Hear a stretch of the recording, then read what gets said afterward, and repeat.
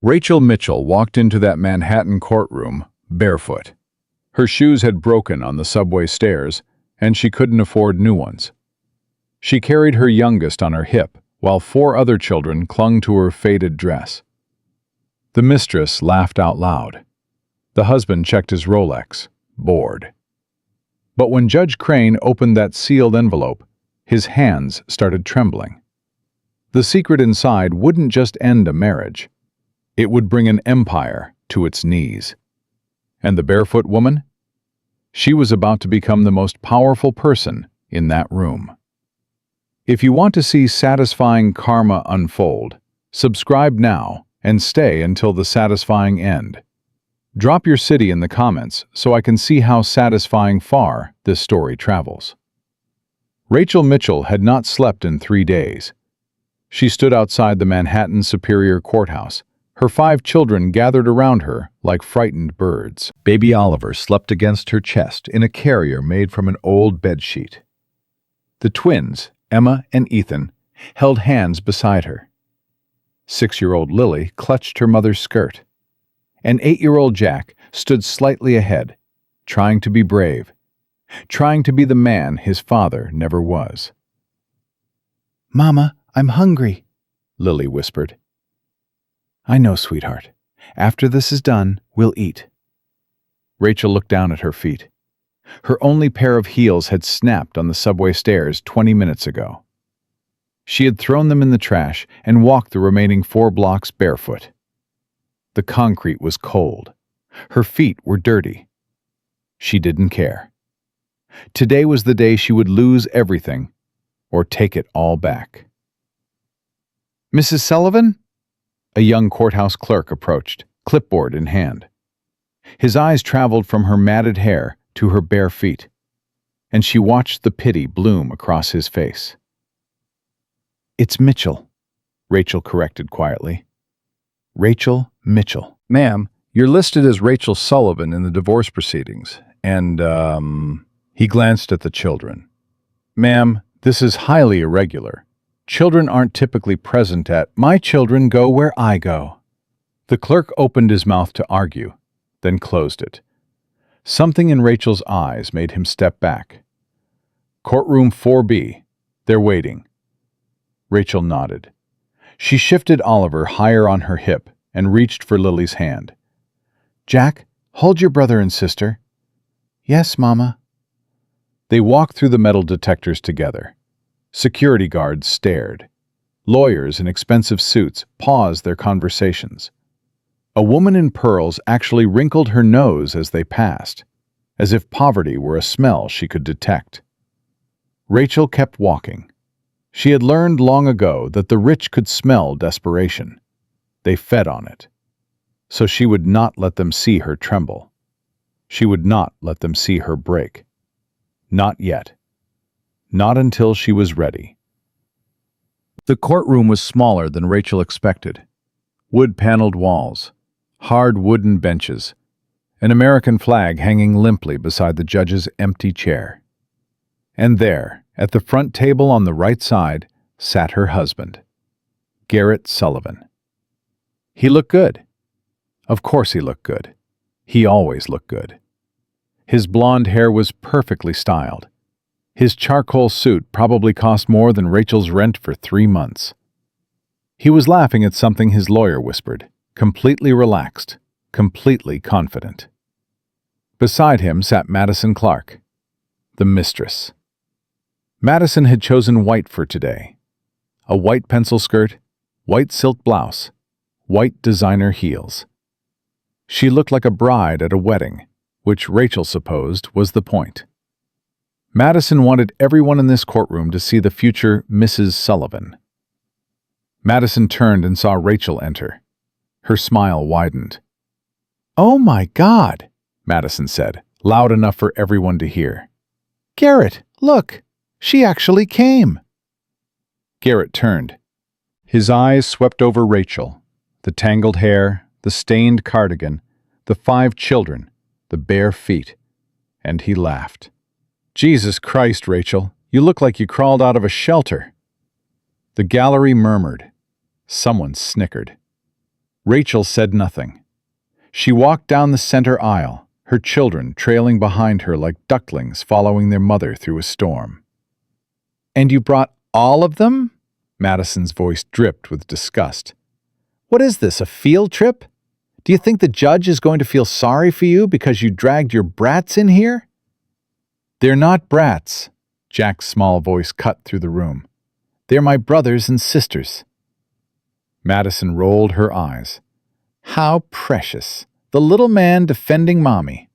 "That's enough, Madison." Garrett patted her hand, but he was grinning. "Let her have this moment. It's the last time she'll ever feel important." Rachel reached the defendant's table. There was no lawyer waiting for her. No paralegal. No one. She pulled out a chair with one hand while balancing Oliver with the other. She helped Lily sit on the bench behind her. She arranged the twins beside their sister. Jack sat at the end, his small jaw set hard. "Stay quiet," Rachel whispered to them. "No matter what they say. Stay quiet and watch." "Watch what, Mama?" Emma asked. Rachel smoothed her daughter's hair. "Watch Mama work." "All rise." The bailiff's voice echoed through the room as Judge Robert Crane entered through the back door. Crane was old, 70 at least, with silver hair cropped military short and a face that looked like it had been carved from granite. He moved slowly, deliberately, the weight of 1,000 verdicts hanging on his shoulders. He sat down heavily and put on his reading glasses. "Be seated." Everyone sat. Crane's eyes swept the room. They paused on Rachel's bare feet. They lingered on the 5 children sitting silent and watchful on the bench. Something flickered across his face. Not pity, not judgment. Something else. Recognition, maybe. Or memory. "This is case number 2024-DV-7891. Sullivan versus Sullivan. Petition for divorce." Crane looked at Garrett's table. "I see the petitioner is present with counsel. Mr. Hamilton, good morning." Bradley Hamilton stood up. He was Garrett's attorney, expensive, ruthless, and very good at destroying people in family court. "Good morning, Your Honor." Crane turned to Rachel's table. "And the respondent is present without counsel?" Rachel stood, Oliver still sleeping against her chest. "Yes, Your Honor. I couldn't afford an attorney." "I see." Crane's voice was neutral. "Mrs. Sullivan?" "Mitchell," Rachel said quietly. "My name is Rachel Mitchell. I stopped being a Sullivan the night my husband moved his mistress into our home while I was buying groceries." Garrett made a sound of disgust. "Here we go. The victim act." "Mr. Sullivan," Crane's voice cracked like a whip, "you will not speak unless spoken to. Is that clear?" Garrett's mouth snapped shut. Crane turned back to Rachel. "Ms. Mitchell, you understand that these proceedings will determine the division of assets, spousal support, and, most importantly, custody of your 5 minor children?" "I understand, Your Honor." "And you wish to proceed without legal representation?" Rachel's hands were shaking. She clasped them together to hide the tremor. "I don't have a choice, Your Honor. My husband froze all our joint accounts 6 weeks ago. I have no access to money. I've been feeding my children from food banks and sleeping in a women's shelter." The gallery murmured again. This time, the tone was different. Sympathetic, maybe. Madison laughed. "A women's shelter? Oh, that's rich. Garrett, she's really laying it on thick." "I said silence." Crane's eyes locked onto Madison like targeting lasers. "Miss, you are not a party to these proceedings. One more word, and I will have you removed." Madison's face flushed red, but she pressed her lips together. Crane returned his attention to the file in front of him. "Mr. Hamilton, present your client's position." Bradley Hamilton stood, buttoning his jacket with practiced smoothness. Thank you, Your Honor. My client, Garrett Sullivan, is the founder and CEO of Sullivan Energy Solutions. The company is valued at approximately $350 million and is on the verge of a major merger. He paced slowly, playing to the room. Mr. Sullivan married Rachel Mitchell 8 years ago.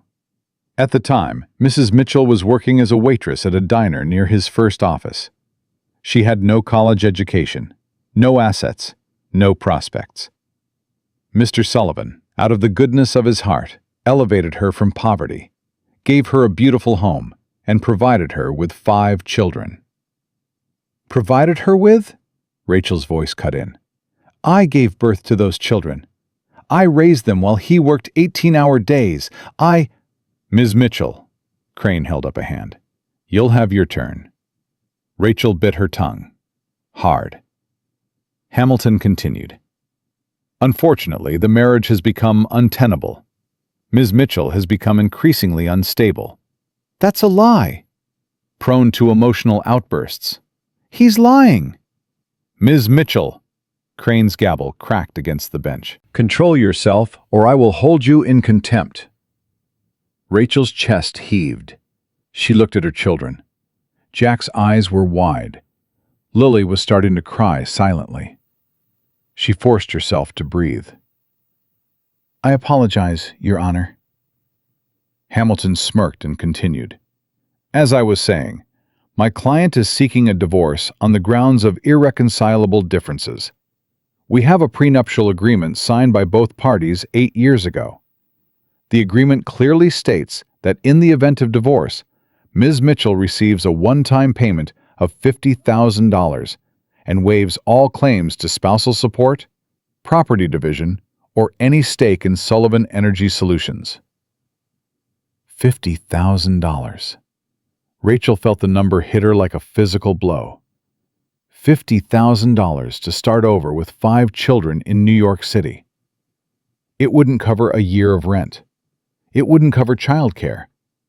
It was designed to break her. Furthermore, Hamilton continued, his voice rising with confidence, my client is petitioning for full custody of all 5 children. Rachel's blood ran cold.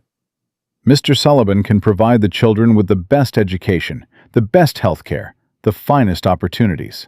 He has already enrolled them at Dalton Academy, pending this hearing's outcome.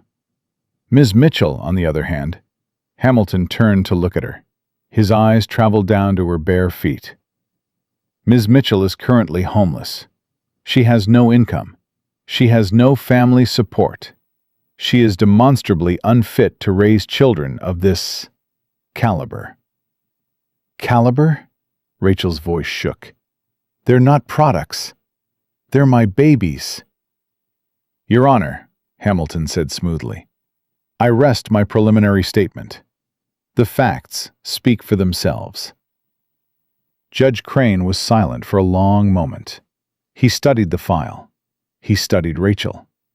He studied the 5 children sitting motionless on the bench. Then he spoke. Ms. Mitchell, you've heard the petition. Before I make any rulings, I'll give you the opportunity to respond. Is there anything you'd like to say? Rachel stood up slowly. Her legs were trembling. Her heart was pounding so hard she could hear it in her ears. Oliver stirred against her chest, making a small sound. She looked at Garrett. He was smirking, so confident in his victory. She looked at Madison. The mistress was already planning which room in the house would become her closet. She looked at her children. 5 small faces watching her, trusting her, believing that their mother would somehow save them from this nightmare. Rachel reached into the diaper bag she'd been using as a purse. Her fingers closed around a manila envelope. It was old. The edges were worn.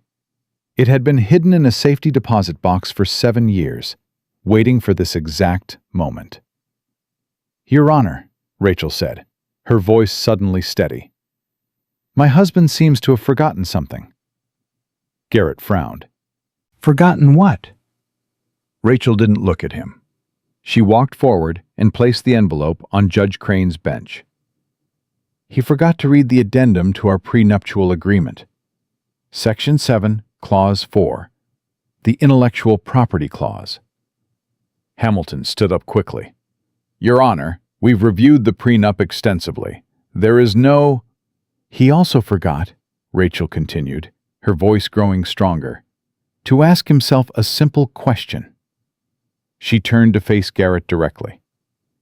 Why would a billionaire's daughter pretend to be a waitress? The word hung in the air. Billionaire. Garrett laughed. What? Rachel, have you completely lost your mind? You grew up in a trailer park in Ohio. Your parents are dead. You told me— I told you what I wanted you to believe. Judge Crane had opened the envelope. He was reading the first page. His face had gone very still. My mother died when I was 12, Rachel said. That part was true. But my father is very much alive. She turned to the gallery. The reporters had stopped writing. Everyone was frozen. My name isn't Rachel Mitchell. And it isn't Rachel Sullivan. Judge Crane looked up from the documents. His face had gone pale. Ms. Mitchell, he said slowly. Or should I say, Ms. Whitmore? Garrett's smirk vanished. Madison stopped breathing. Whitmore? Garrett whispered. As in Harrison Whitmore? Rachel smiled. It wasn't a nice smile. Hello, Garrett. Let me reintroduce myself. My name is Rachel Elizabeth Whitmore. My father owns 40% of the clean energy infrastructure on the eastern seaboard. Sullivan Energy Solutions? That little company you're so proud of? She leaned forward. You built it using my patents, my algorithms, my technology. You've been working for me for 8 years. She straightened up. And you didn't even know it. The silence in that courtroom was absolute. Then, Madison Clark began to scream. Madison's scream cut through the courtroom like a knife through silk. No! No! No! No! She's lying! Garrett, tell them she's lying! But Garrett couldn't speak. He sat frozen in his chair, his face the color of ash, his mouth opening and closing like a fish pulled from water. Judge Crane held up his hand for silence. The scream died in Madison's throat, replaced by ragged, panicked breathing. Order, Crane said quietly. The single word carried more weight than any gavel strike. I will have order in this courtroom. He turned to Rachel, his eyes sharp behind those reading glasses. Ms. Whitmore, these are extraordinary claims. Before we proceed, I need to verify the authenticity of these documents. Of course, Your Honor. Rachel's voice was steady now. The trembling woman who had walked in barefoot with 5 children had vanished. In her place stood someone else entirely. Someone who had been hiding in plain sight for 8 years. The first document is a deed of assignment for intellectual property, Rachel explained. It was signed by my husband 6 months after our wedding. He believed he was signing a simple liability waiver, so I could help debug his code without claiming overtime compensation. That's exactly what it was. Garrett finally found his voice. He jumped to his feet, knocking his chair backward. I remember signing it. You said it was just paperwork. I said it was paperwork, Garrett. I never said what kind. Rachel turned to face him fully. You didn't read it. You never read anything you consider beneath you. You saw my signature at the bottom, and you signed above it without looking at a single word. Your Honor, this is entrapment. Bradley Hamilton was on his feet now, his face flushed with panic. This is fraud. She tricked my client into signing away. Into signing away what, Mr. Hamilton? Judge Crane's voice was ice. Please, continue. What exactly did your client sign away? Hamilton opened his mouth, closed it, opened it again. I would need to review the documents, Your Honor. Then let me summarize for you. Crane picked up the stack of papers Rachel had provided. His hands, Rachel noticed, were no longer trembling. If anything, he seemed almost satisfied. According to this deed of assignment, the core technology behind Sullivan Energy Solutions, the renewable energy algorithm, the smart grid optimization protocols, the battery storage innovations, all of it was developed by one Sarah Mitchell Whitmore, operating under the alias Rachel Mitchell. "That's impossible," Garrett whispered. "I built that company. I wrote that code. You wrote the interface," Rachel cut in. "The pretty screens, the user experience, the part that looks good in investor presentations." She took a step toward him. "But the engine underneath? The mathematics that actually make it work?" "I wrote that, Garrett. Late at night, after the children were asleep, after you passed out drunk from another business dinner. I sat at your computer and I fixed your broken code. I built the foundation of your empire while you slept." "Why?" The word came out strangled. "Why would you do that?" "Because I loved you." The simple words hung in the air. "I loved you, Garrett. I thought if I helped you succeed, you would see me, really see me. Not as the waitress you picked up, but as your partner, your equal." Rachel's voice cracked slightly. "But the more successful you became, the more invisible I was. Every interview, every magazine profile, every award ceremony, you never once mentioned my name. I was just the wife, the pretty accessory who gave you children and stayed home." "You wanted to stay home. You said—" "I said I wanted to be there for our babies. I never said I wanted to disappear." Oliver stirred against Rachel's chest, making a small crying sound. She bounced him gently, automatically, the motion of a mother who had soothed 1,000 tears. "So yes, Garrett, I hid who I was. I hid my family's money. I hid my education. MIT, by the way, dual degrees in computer science and mathematics. I hid everything because I wanted to know if you could love me for who I was, not what I came from." She laughed bitterly. "I got my answer 3 months ago, when I came home from the grocery store and found her sitting in my kitchen." All eyes turned to Madison. The mistress had stopped screaming. She sat rigid in her seat, her carefully applied makeup starting to run as tears leaked from her eyes. "I didn't know," Madison whispered. "Garrett, I swear I didn't know." "You didn't know what?" Rachel's voice was sharp. "That he was married? You knew. That he had children? You knew. You just didn't care." "I didn't know about the money. I thought he was rich. I thought—" "You thought you were trading up." Rachel's words landed like slaps. "You looked at me in my grocery store clothes, with my messy hair and my tired eyes, and you thought you were better than me. You thought you deserved what I had built." Madison shook her head frantically. "No, You called my children baggage. I heard you, Madison, through the baby monitor. You told Garrett that once you were married, you'd ship the kids off to boarding school so you wouldn't have to look at them." On the bench behind Rachel, little Lily started crying softly. Jack put his arm around her, his young face hard with anger. "She said that?" Jack's voice carried across the courtroom. "She said she'd send us away?" Rachel turned to her son, her firstborn, the child who had tried so hard to fill the void his father left. "Yes, baby, she did." Jack stood up. "I hate you," he said, looking directly at his father. "I hate you both." "Jack," Rachel's voice was gentle but firm. "Sit down. This isn't your fight." "But Mom—" "Sit down and watch. This is almost over." Jack sat, but his eyes never left his father's face. Judge Crane cleared his throat. "Ms. Whitmore, these documents appear to establish your ownership of the intellectual property. But there's more here. This second file." He held up another sheaf of papers.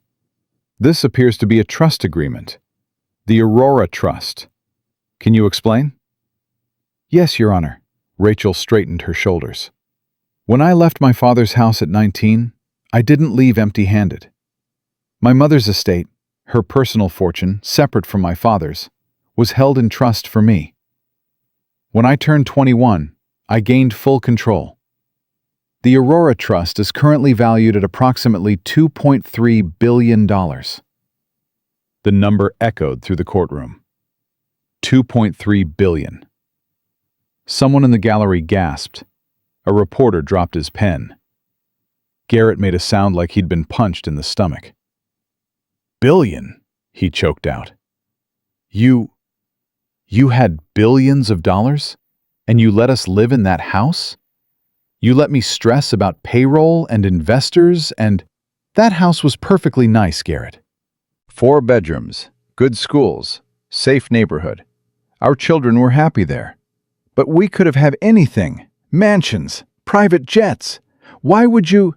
Because I didn't want children who thought private jets were normal.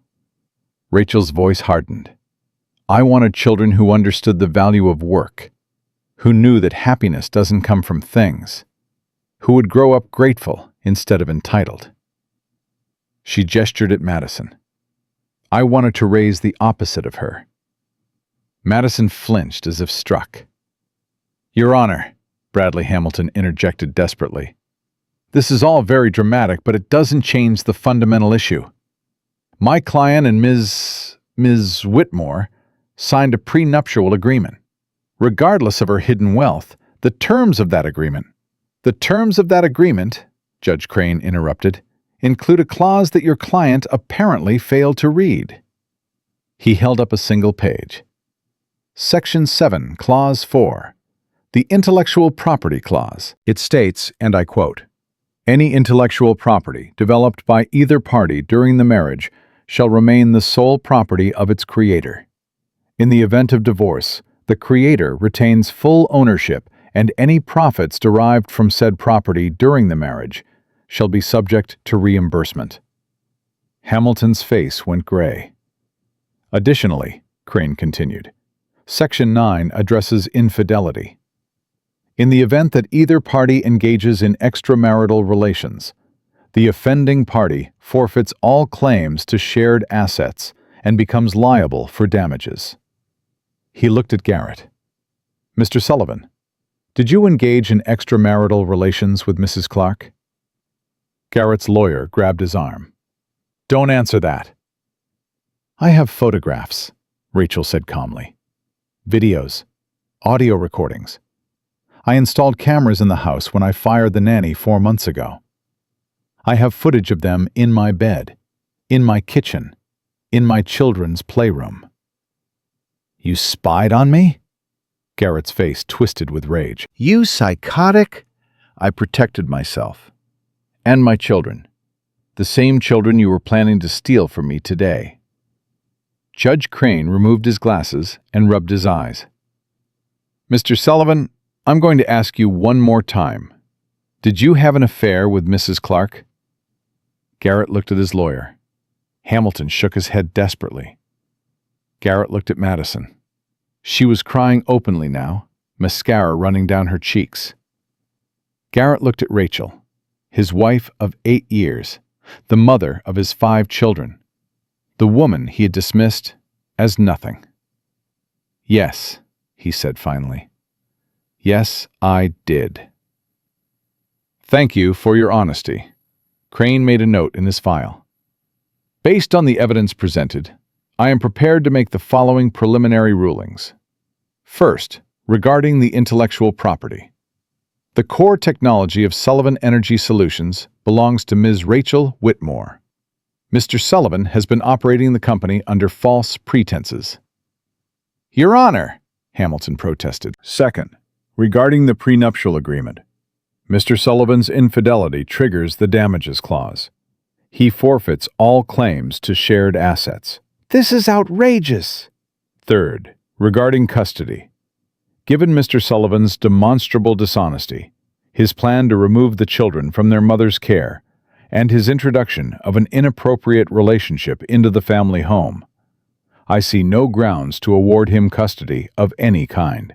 Garrett slammed his fist on the table. You can't do this. I built that company. Those are my children. You built a facade, Rachel said quietly. I built the foundation. And those children? You can't even name their teachers, their doctors, their best friends. I can. Jack's teacher is... He trailed off. Mrs. Patterson, Jack said coldly. Her name is Mrs. Patterson. You've never met her. Garrett's face crumbled. For the first time since Rachel had walked into the courtroom, she saw something human in his eyes. Fear. Real fear. Not of losing money or status, but of losing something he was only now realizing he had never truly possessed. His children's love. Lily's favorite color is yellow, Rachel said softly. Emma is afraid of thunderstorms. Ethan wants to be an astronaut. Oliver said his first word last week. It was Mama. And Jack has been having nightmares for 3 months. Every night since you moved your girlfriend into our home. Garrett's eyes found his oldest son. Jack, I didn't know. You never asked. The words were simple, devastating, final. Judge Crane shuffled his papers. There's one more matter to address, Ms. Whitmore. Rachel turned back to face him. This document. He held up a single page, separate from the others. This appears to be a vesting clause related to the Aurora Trust. Rachel's jaw tightened. Yes, Your Honor. Could you explain its significance? Rachel was silent for a moment. When she spoke, her voice was flat. My father is a paranoid man. When I married Garrett, he insisted on adding a legacy clause to the trust. A test of sorts. What kind of test? The clause states that any spouse of mine must complete a 5-year vesting period. During that time, they must remain faithful and committed to the marriage. If they pass the test, if they prove themselves loyal for 5 years, they earn the right to 50% of the Aurora Trust. The courtroom went silent. 50%, Judge Crane said slowly, of $2.3 billion. Yes, Your Honor. Rachel turned to look at Garrett. Today is our 8th wedding anniversary, Garrett. You passed the 5-year mark 3 years ago. If you had simply been faithful, if you had just kept your vows, you would legally own over $1 billion right now. Garrett's face went white. But you filed for divorce, Rachel continued. And you committed adultery. Documented, proven adultery. According to the clause, that means you forfeit everything. No. Garrett shook his head. No. This isn't... I didn't know. You didn't read. I thought you were nobody. I know. Rachel's voice was eerily calm. That was the whole point, Garrett. My father wanted to see what kind of man you really were. Whether you would love me for myself or only for what you could gain. She smiled sadly. You failed the test. You failed it spectacularly. Garrett lunged across the table. You ruined me. You planned this from the beginning. You... 2 bailiffs caught him before he could reach Rachel. They forced him back into his chair, one on each arm. Mr. Sullivan, Judge Crane's voice thundered. One more outburst and I will have you arrested for contempt and assault.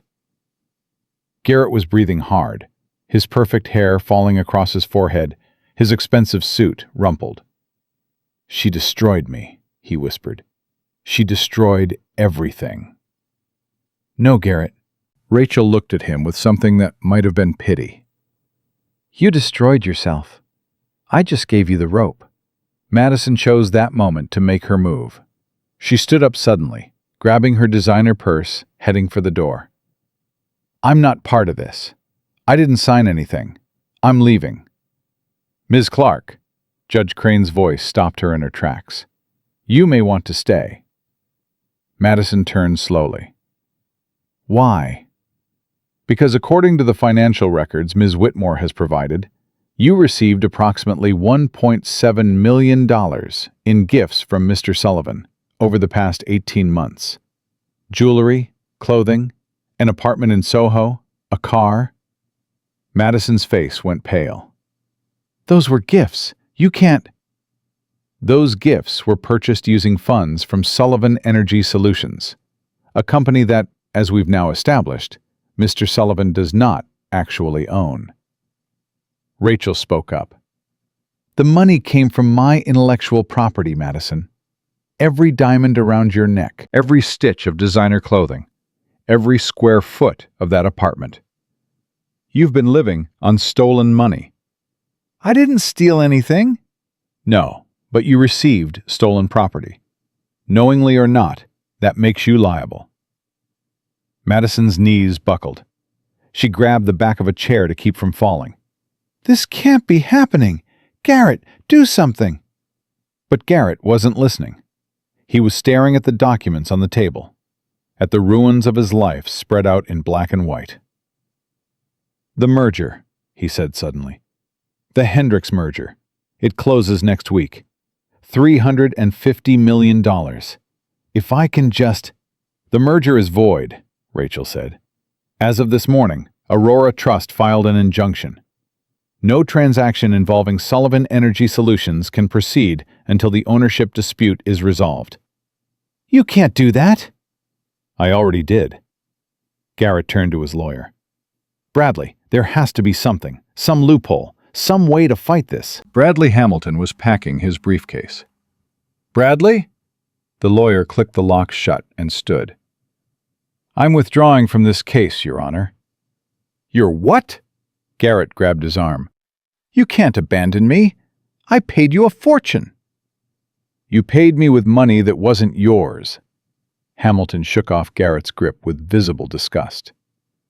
I don't work for free, Mr. Sullivan, and I don't work for clients who lie to me about the fundamental facts of their case. He picked up his briefcase and walked toward the door. Good luck.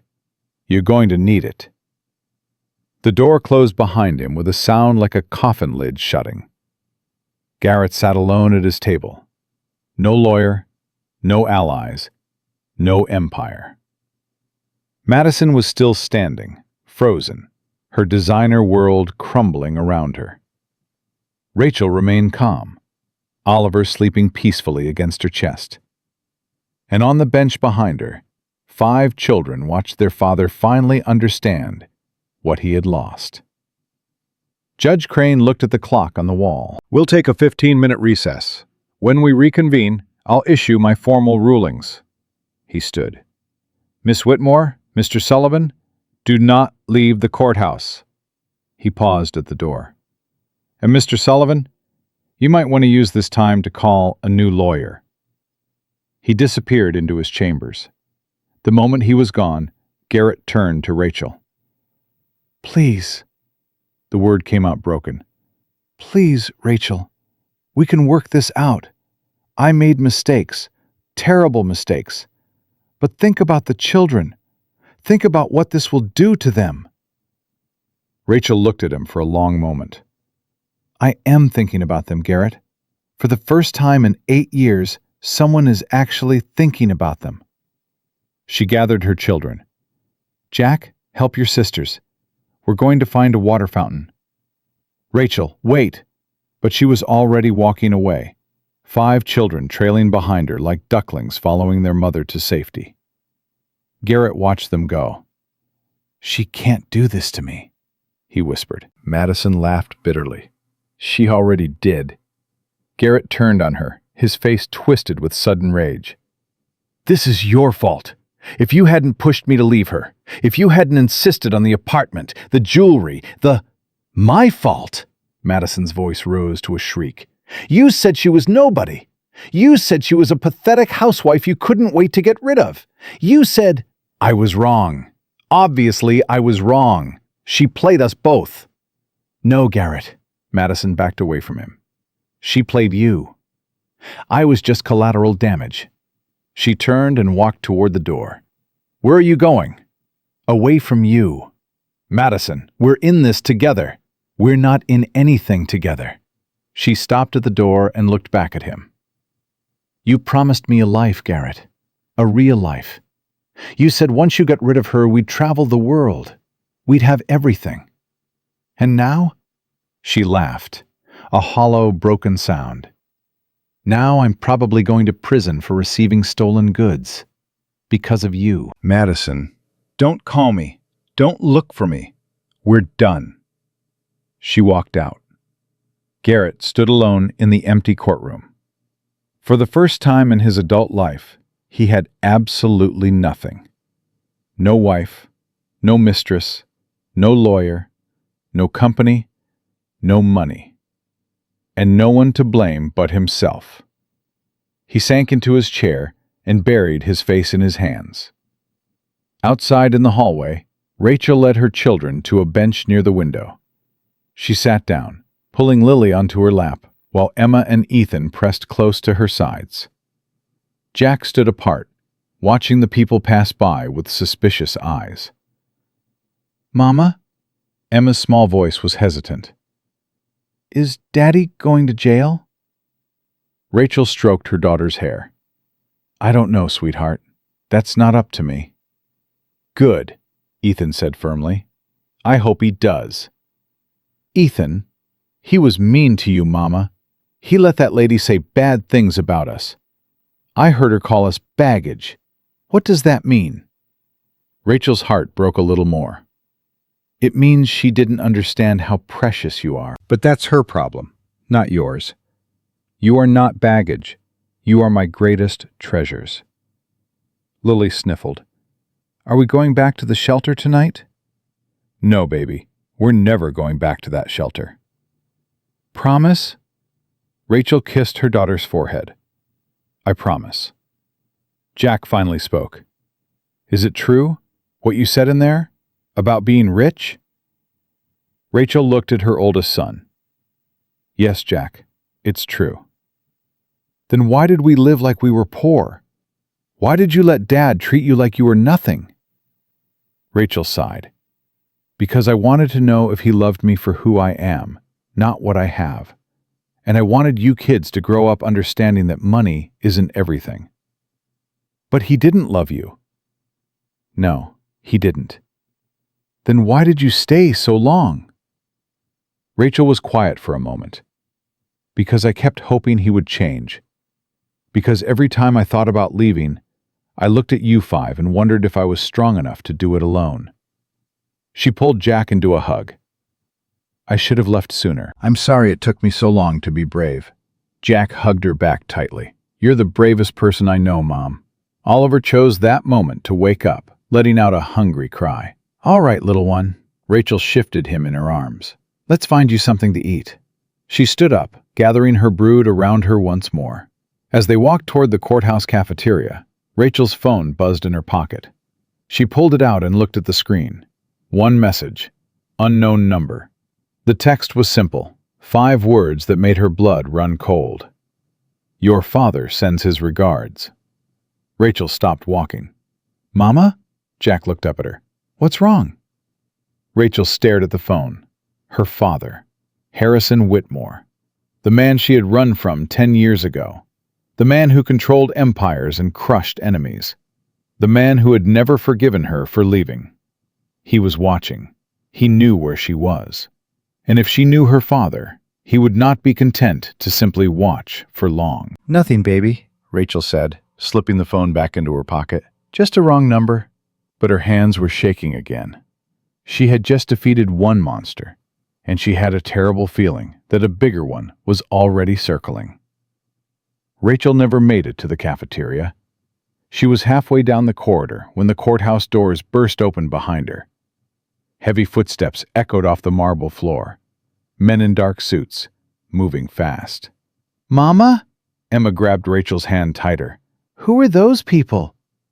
Rachel turned. Her heart stopped. 3 men in FBI windbreakers were walking toward courtroom 4B. Behind them came 2 more in plain clothes, badges visible on their belts. And leading them all was a woman Rachel recognized, Special Agent Diana Torres. Rachel had seen her face on the news 6 months ago, heading up a major corporate fraud investigation. Kids, stay close to me. Rachel pressed her back against the wall as the agents passed. Torres didn't look at her. None of them did. They were focused on the courtroom, on Garrett. "Federal agents!" Torres's voice rang out as they pushed through the courtroom doors. "Garrett Sullivan, remain where you are." Rachel heard Garrett's voice rise in panic. "What? What is this? I haven't done anything." "Garrett Sullivan, you are under arrest for wire fraud, securities fraud, and corporate espionage." Espionage? I don't... Wait, you can't do this. I need a lawyer. You have the right to remain silent. Anything you say can and will be used against you in a court of law. Rachel stood frozen in the hallway, her children clustered around her legs, listening to their father being read his rights. Mama? Jack's voice was barely a whisper. They're arresting Daddy. Yes, baby. Is he going to prison? Rachel didn't answer. She couldn't. The doors swung open again. 2 agents emerged with Garrett between them, his hands cuffed behind his back. His face was chalk white, his perfect hair disheveled, his expensive suit wrinkled. He saw Rachel. "You did this!" Garrett lunged toward her, but the agents held him back. You set me up. This whole thing was a trap. Rachel said nothing. She simply watched. 8 years, Garrett screamed. 8 years I gave you. I made you a mother. I gave you a home. And this is how you repay me? You gave me nothing, Garrett. Rachel's voice was quiet, but it carried. I gave you everything. You just never noticed. I'll destroy you. When I get out, I'll... Get him out of here. Agent Torres appeared behind Garrett, her face impassive. Mr. Sullivan, you're only making things worse. They dragged him toward the exit. His designer shoes scraped against the marble floor. He twisted, trying to look back at Rachel. This isn't over! Rachel! This isn't... The doors slammed shut. Silence. Lily burst into tears. Rachel knelt down immediately, gathering her youngest daughter in her arms. Shh, baby. It's okay. It's going to be okay. Why were those men hurting Daddy? They weren't hurting him, sweetheart. They're taking him somewhere because he did some bad things. What kind of bad things? Rachel hesitated. How do you explain to a 4-year-old that her father is a fraud? That the man who should have protected her instead chose to betray her mother? That the life she knew was built on lies? Grown-up bad things, Rachel finally said. Things that have consequences. Will we ever see him again? Rachel looked at her daughter's tear-stained face. So innocent, so trusting. I don't know, baby, but no matter what happens, you have me. You'll always have me. Ms. Whitmore? Rachel looked up. Agent Torres was standing a few feet away, her expression unreadable. I need a word with you, privately. Rachel's stomach dropped. I haven't done anything wrong. I know. Torres glanced at the children. This isn't an interrogation. It's a courtesy. You have information I need, and I think you'll want to give it to me voluntarily. Rachel straightened slowly, keeping Lily in her arms. Jack, take your brothers and sisters to that bench over there. Don't move until I come get you. But Mom, Jack, please. Her son nodded reluctantly. He gathered Emma, Ethan, and the still sleeping Oliver, herding them to a bench by the window. Rachel turned to face Torres. What do you want? The algorithm. Torres's voice was low, urgent. We've been investigating Sullivan Energy for 18 months. We knew something was wrong with the financials, but we couldn't figure out how he was hiding the money. Then, 3 weeks ago, we got an anonymous tip. Rachel's blood went cold. What kind of tip? Someone sent us evidence that Sullivan was planning to sell proprietary technology to a foreign buyer, Chinese Energy Consortium. The deal was supposed to close next month, worth about $40 million. Garrett was selling my technology? Your technology? Torres raised an eyebrow. The tip said the code belonged to someone else, a silent partner Sullivan had been hiding for years. The tip said to look for SMW, Sarah Mitchell Whitmore, Rachel's initials. "Who sent you that tip?" Rachel asked slowly. "Anonymous, encrypted email, untraceable." Torres studied Rachel's face. "But you already knew that, didn't you? You knew we were coming. That's why you chose today, this hearing, this moment." Rachel said nothing. "Ms. Whitmore, I'm not your enemy. I'm trying to understand what happened here. Did you send that tip?" "No." "Then who did?" Rachel thought about the text message still burning a hole in her pocket. "Your father sends his regards." "I have a guess," she said quietly, "but I can't prove it." "Try me." Rachel took a deep breath. "My father, Harrison Whitmore." Torres's face didn't change, but something flickered in her eyes. "Harrison Whitmore? The energy tycoon?" "Yes. The man who supposedly had a stroke 2 years ago and has been in a vegetative state ever since?" "His doctors are very good at telling the world what he pays them to say."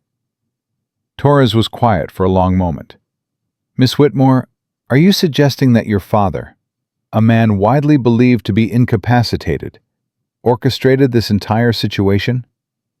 That he manipulated federal law enforcement to take down your husband?" "I'm suggesting that my father never does anything without a reason.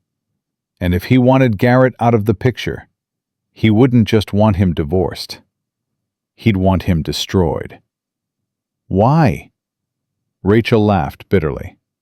"Because Garrett failed his test. My father has been watching us for 8 years, waiting to see if Garrett was worthy of joining the family, worthy of accessing the real fortune." She shook her head. "Garrett thought 350 million was wealth. My father plays with that much before breakfast, and Garrett proved himself to be exactly what my father suspected. A small man with big ambitions and no loyalty." Torres processed this. "So you're saying Harrison Whitmore is alive, he's been monitoring your marriage, and he deliberately exposed your husband to federal investigators as punishment for infidelity?" "I'm saying my father is a man who believes in consequences, and Garrett just experienced the Whitmore version of karma." "That's quite a story." "That's quite a family." Torres pulled out a business card. "I'll need a formal statement from you about the intellectual property, the algorithm, the patents, all of it. We need to establish clear ownership so we can charge Sullivan correctly." Rachel took the card. "And the technology itself? The code?" "That's yours. We're not after your work, Ms. Whitmore. We're after the man who stole it." Torres started to turn away, then paused. "One more thing. Madison Clark." Rachel's jaw tightened. "What about her?" "We picked her up in the parking garage 10 minutes ago. She was trying to leave the country, had a one-way ticket to the Caymans in her purse." "Of course she did. She's claiming she's innocent, that she didn't know about the fraud, that Sullivan manipulated her." Rachel almost laughed. "Madison Clark knew exactly what she was doing. She just didn't think she'd get caught." "Can you prove that?" "Check her email. 3 weeks ago, she sent Garrett a message suggesting they speed things up with the divorce because she'd found a buyer for the thing. She was helping him sell my algorithm." Torres's eyes widened. "You have access to her email?" "I have access to everything that went through the Sullivan Energy servers. My code, my back door." Torres smiled for the first time. "Ms. Whitmore, I think we're going to get along just fine." She walked away, already pulling out her phone. Rachel stood alone in the corridor, trying to process what had just happened. Garrett was arrested. Madison was arrested. The company was frozen. The divorce was effectively over. She had won. So why did she feel like the battle was just beginning? Mama? Rachel turned. Jack was walking toward her, his young face troubled. The man is here. What man? The scary one. He says he knows you. Rachel's blood turned to ice. She grabbed Jack's hand and hurried to the bench where she'd left her children. They weren't alone. Standing beside them, hands clasped behind his back, was a man in his 60s with silver hair and a scar running down his left cheek. He wore a black suit that probably cost more than most people's cars. Victor Stone, her father's head of security. The man who had protected Harrison Whitmore for 40 years. The man who knew where every body was buried because he'd helped dig most of the graves. Miss Rachel. Victor's voice was deep, cultured, and completely without warmth. You've been busy. Rachel positioned herself between Victor and her children. What are you doing here? Your father sent me. My father is in a coma. Victor smiled. It didn't reach his eyes. Your father woke up. The words hit Rachel like a physical blow. That's impossible. The doctors said what they were paid to say. Mr. Whitmore has been awake for 6 months. He's been watching. Waiting. Waiting for what? For you to prove yourself. Rachel's hands curled into fists. I don't need to prove anything to him. I left that world behind. You left nothing behind, Miss Rachel. You simply took a detour. Victor glanced at the children. His eyes lingered on each face, assessing, calculating. 5 grandchildren.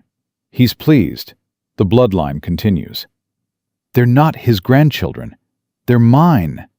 Blood is blood, Miss Rachel. You can run from the Whitmore name, but you cannot escape it. Neither can they. Jack stepped forward, his small body tense. Leave my mom alone. Victor looked down at the boy. Something flickered across his scarred face. Amusement? Respect? Brave boy. He has the Whitmore spine.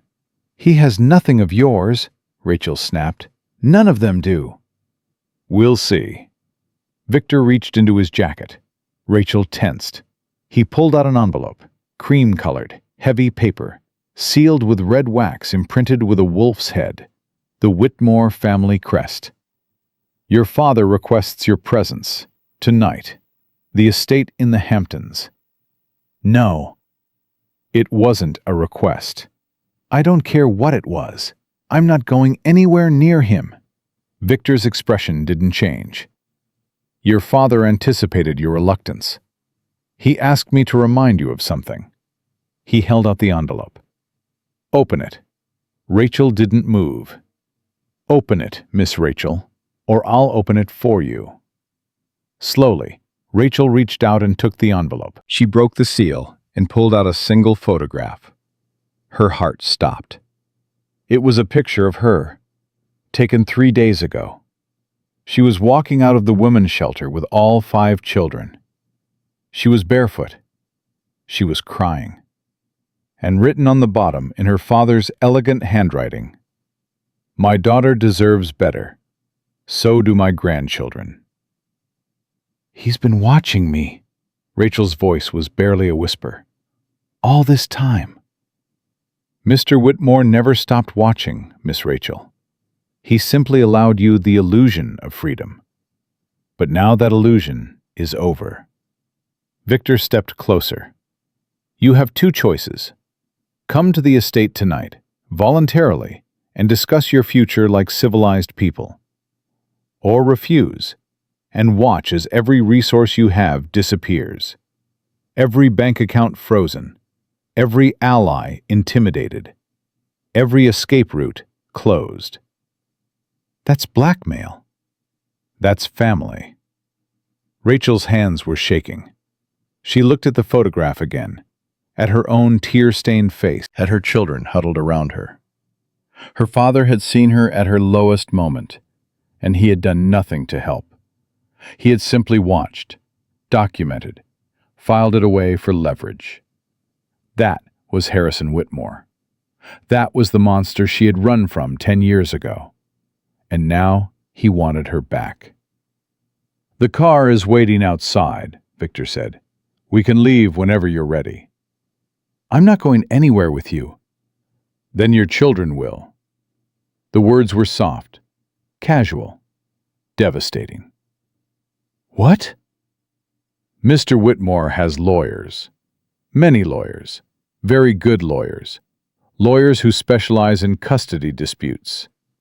Victor's eyes met Rachel's. "You just revealed in open court that you're a billionaire heiress who has been living in a homeless shelter with 5 minor children. That you hid your true identity from the courts. That you engaged in corporate surveillance without authorization." Rachel's blood ran cold. You wouldn't. "I wouldn't, but your father would, without hesitation." Victor leaned in. He will take those children, Miss Rachel. He will raise them in his house, under his rules, with his values, and you will never see them again. I'll fight him. "You'll lose." The certainty in Victor's voice was absolute. "Your father has spent 50 years building an empire of influence. Judges, politicians, law enforcement, media. He owns pieces of all of them. You cannot fight him, Miss Rachel. You can only negotiate." Rachel looked at her children. Emma was holding Ethan's hand. Lily was sucking her thumb. Jack was glaring at Victor with hatred far too old for his 8 years. And Oliver slept peacefully, oblivious to the storm raging around him. She thought about her father, about the cold man who had raised her in a golden cage, about the control he demanded, the perfection he required, the love he withheld. She thought about Garrett, about another man who had tried to own her, who had tried to diminish her. She had just escaped one prison. Was she really about to walk into another? "If I come," Rachel said slowly, "I come on my terms." Your father anticipated that as well. Victor pulled out a second envelope. "He's prepared to offer terms. Read them in the car." "No, I read them now, and if I don't like them, I don't get in the car." Victor studied her for a moment. Then he nodded. "As you wish." Rachel tore open the second envelope. Inside was a single sheet of paper with a typed list. She read it slowly. Then she read it again. "This can't be real," she whispered. "Every word is binding." Rachel looked up at Victor. "He's offering me control of Aurora Trust. Full control. No conditions." "Yes." "He's offering to name the children as his sole heirs." "Yes." "He's offering to step back from Whitmore Industries, to let me run it." "Yes." Rachel's mind was racing. "What's the catch?" "No catch. There's always a catch with my father." Victor was silent for a moment. Then he said something that changed everything. "Your father is dying, Miss Rachel." The words hung in the air. 6 months, perhaps less. The doctors are certain this time. He has nothing left to scheme for, nothing left to build.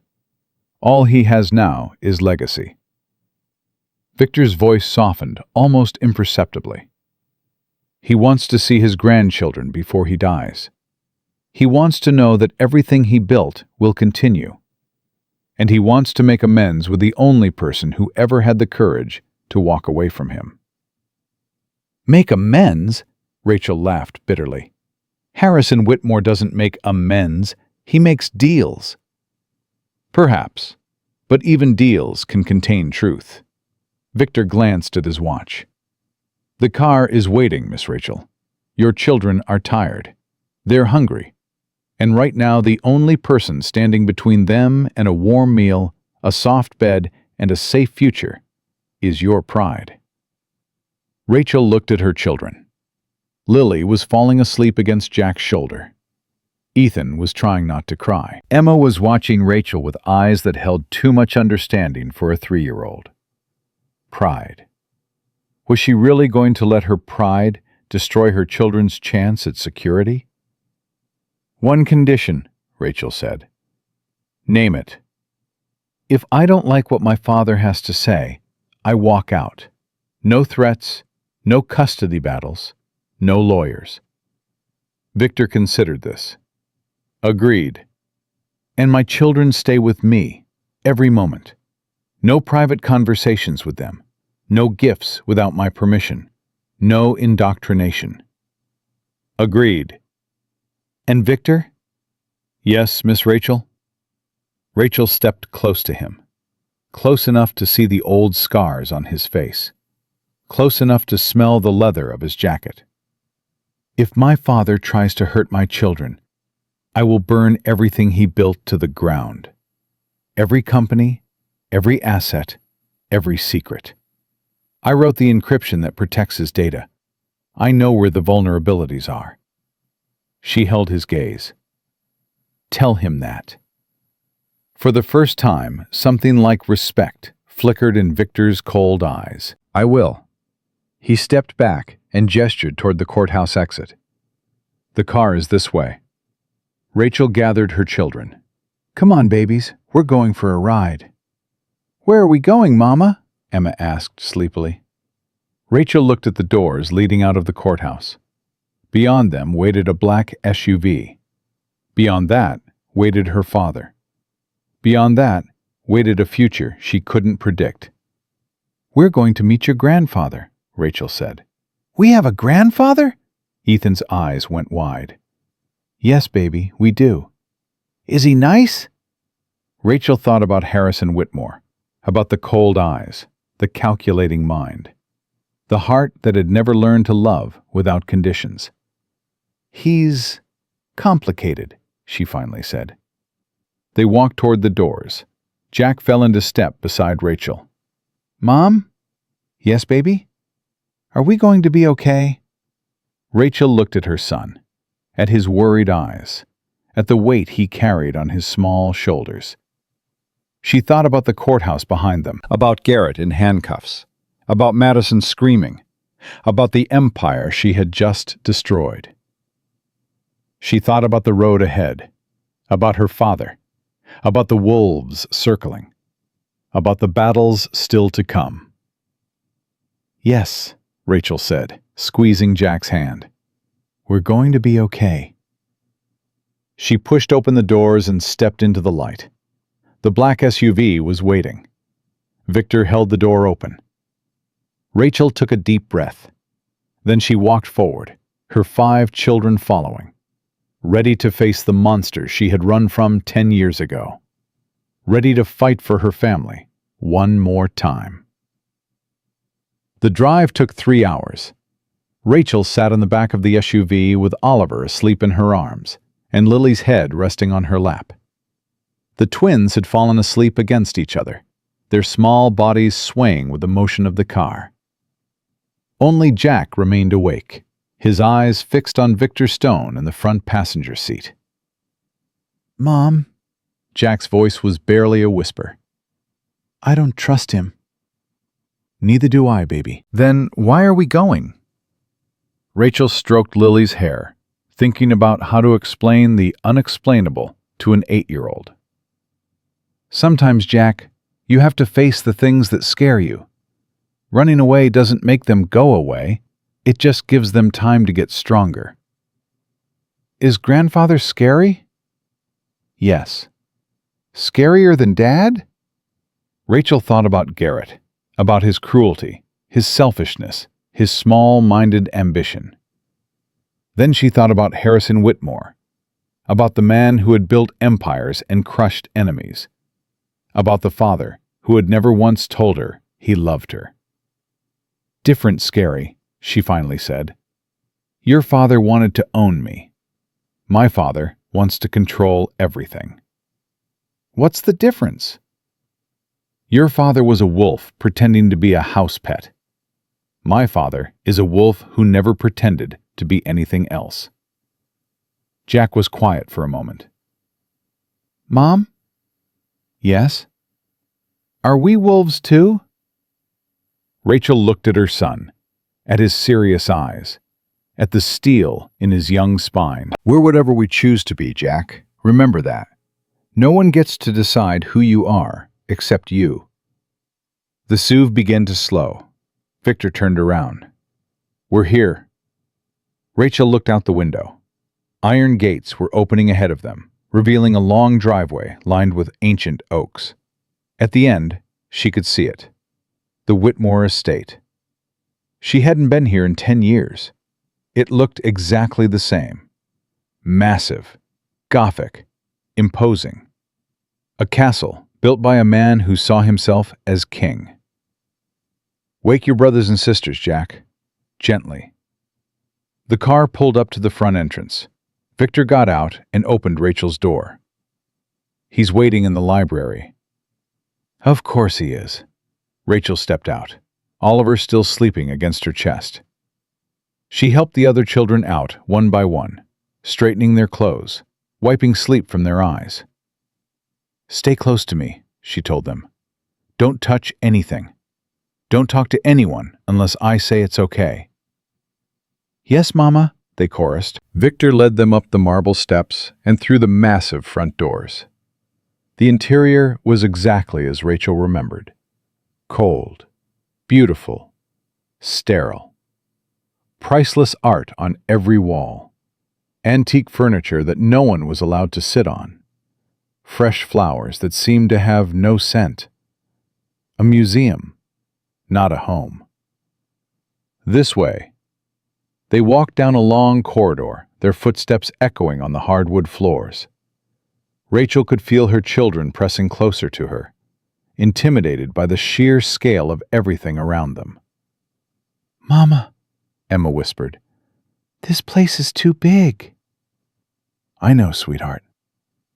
Does Grandfather live here all alone? I think so. That's sad. Rachel looked down at her daughter. Yes, baby, it is.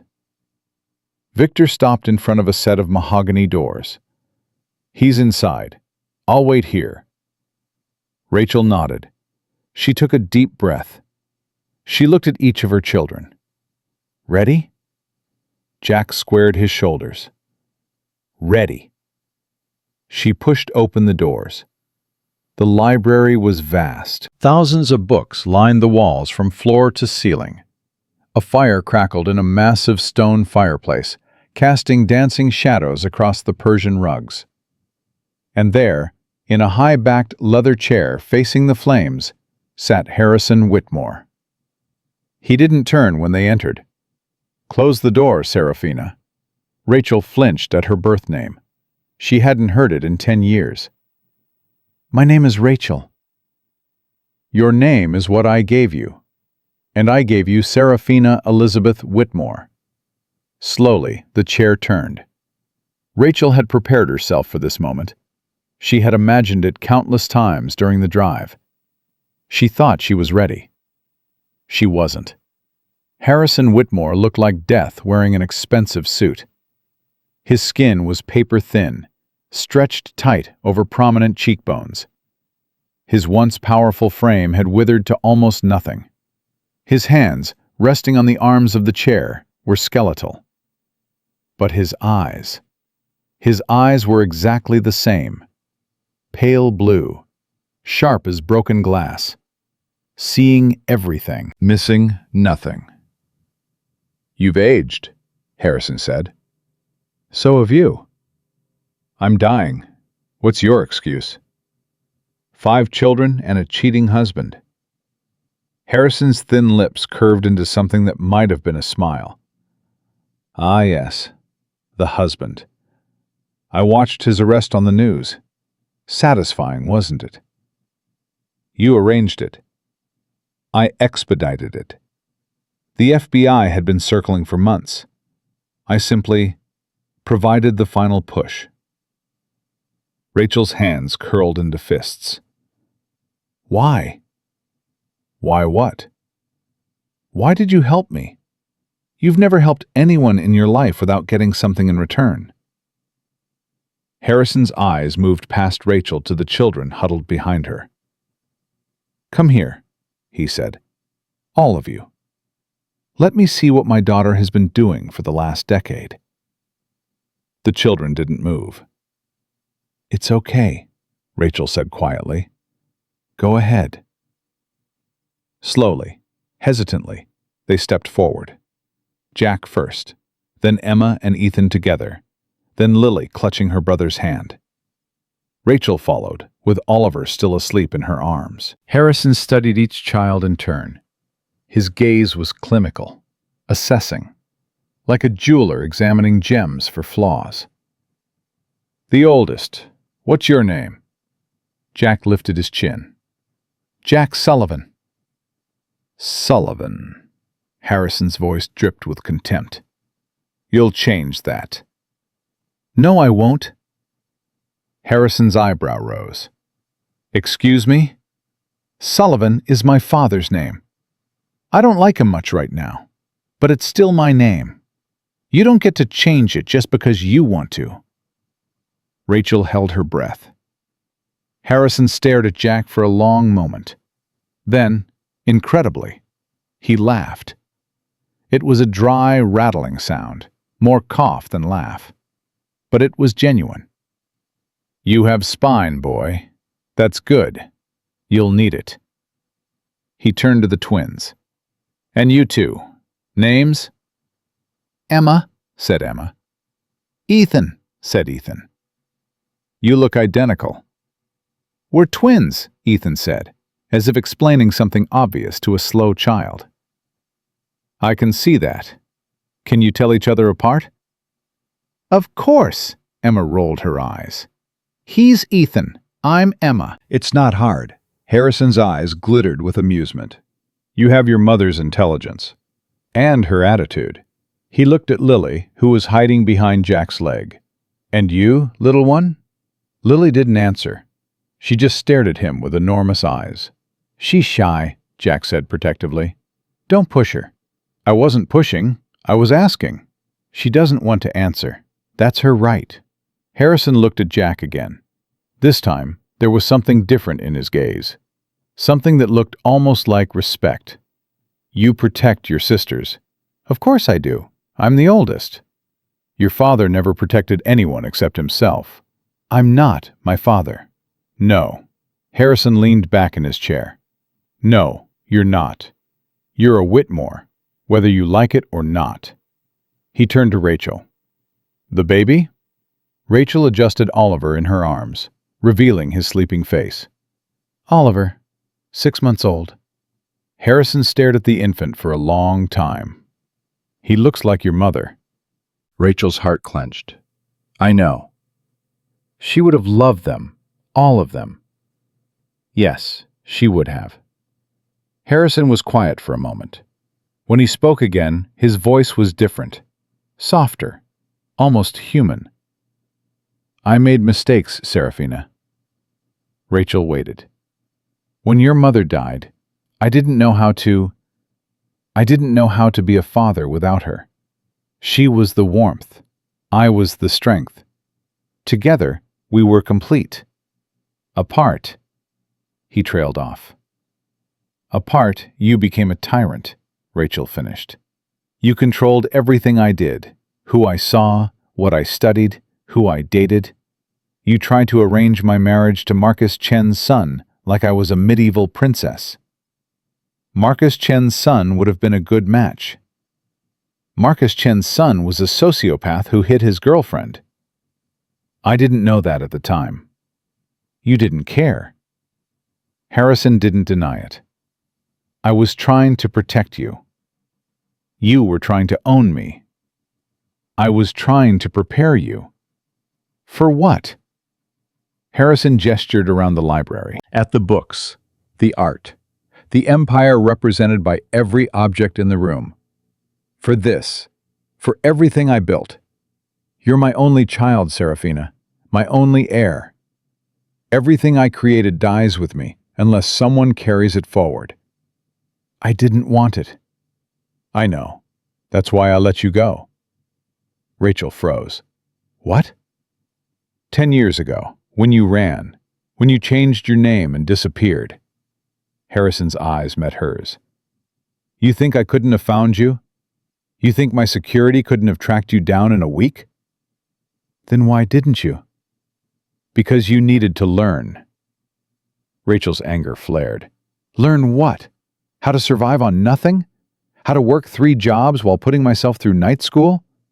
How to wonder if I'd have enough to eat? Yes. That's sick. That's education. The kind you can't get from books or tutors. The kind that shows you who you really are. Harrison leaned forward. And now I know who you are, Serafina. I watched you marry a man who saw only what he wanted to see. I watched you build his company while he took all the credit. I watched you raise 5 children with grace and strength while your husband betrayed you. His voice hardened. And today, I watched you walk into that courtroom barefoot, with nothing but your children and your intelligence. And I watched you destroy a man who thought he had all the power. He reached out and touched Rachel's hand. His fingers were cold as ice. You are my daughter. You are a Whitmore. And today, you proved it.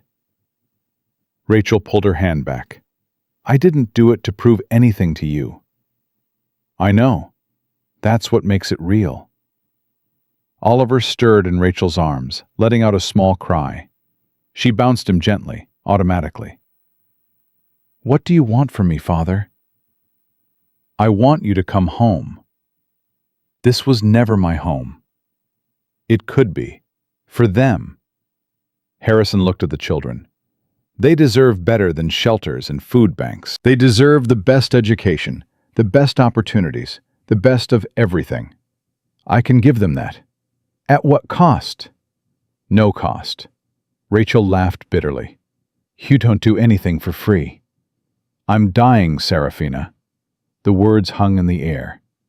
I have 6 months, maybe less. The doctors were very clear. And when I'm gone, everything I built goes to you. The companies, the properties, the investments, all of it. Whether you want it or not. Then I'll give it away. To whom? The government? Charities that will waste it on overhead? Competitors who will destroy everything I created? Harrison shook his head. I spent 50 years building this empire. I started with nothing, less than nothing, and I turned it into something that matters, something that changes the world. His voice grew intense.